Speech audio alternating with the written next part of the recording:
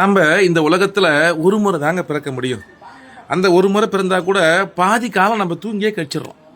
பாக்கி இருக்கிற காலம் பாதி தான். அந்த பாதி காலத்தில் இன்றைக்கி பாருங்கள், எல்லாம் மொபைல் ஃபோனை பார்க்க ஆரம்பிச்சிட்டாங்க. வேலை பலு, ஆஃபீஸு, குடும்பம், இப்படியா காலம் வேகமாக ஓடிடுதுங்க. இதில் பாதி பேர் சிரிக்கிறதே கிடையாது. டென்ஷனு, கோபம், இப்படியா தான்.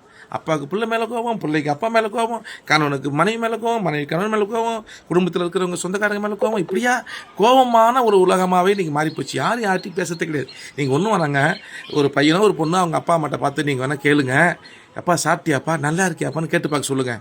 அப்படி கேட்ட உடனே அவங்க ஷாக் ஆகிடுவாங்க.